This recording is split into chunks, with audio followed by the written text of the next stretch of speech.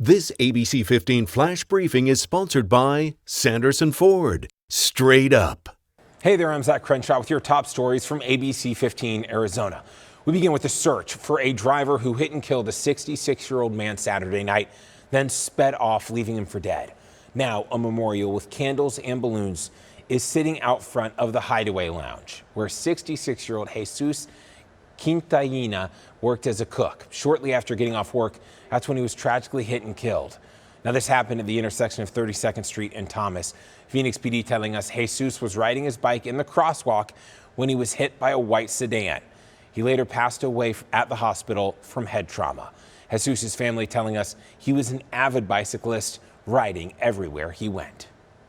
He loved to show off his skills. You know, he was just here at work doing what he loves to do and loved to ride his bike. And this is an all too common problem. We tell you about it all the time. And it's actually the second biker in 48 hours that has been hit and left for dead. Phoenix PD also searching for the driver of a sedan that killed a 63-year-old man near 16th Street in Portland Friday night. No word on the make or model of that car just yet, but we're going to keep pushing for details in both these investigations and let you know if they make an arrest. Right now, 2 suspects are on the run after a shooting in Peoria early Sunday morning. Those bullets were fired at a 7-Eleven near 67th and Olive Avenues.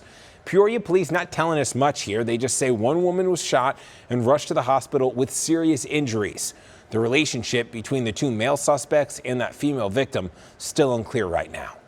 To the border, where several federal agencies are preparing for a massive influx of migrants. This comes as the Biden administration announces its plans to end a pandemic-era restriction tied to COVID that blocked most migrants from ever stepping foot in the U.S. The Department of Homeland Security says it's preparing for up to 18,000 people trying to cross the border every single day.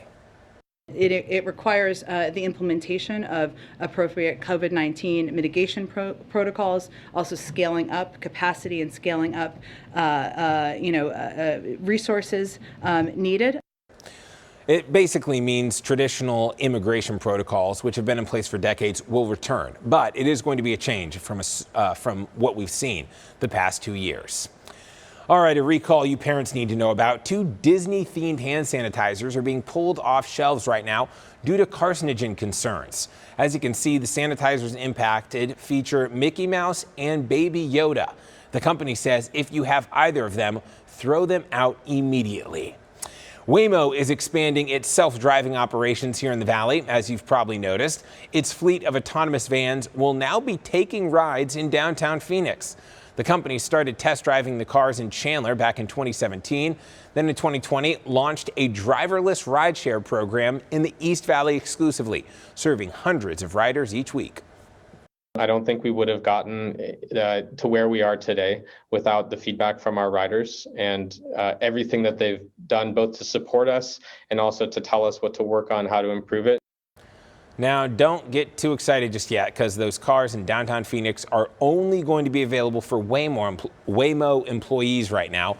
But eventually, the company says they hope everyone will be able to order a ride.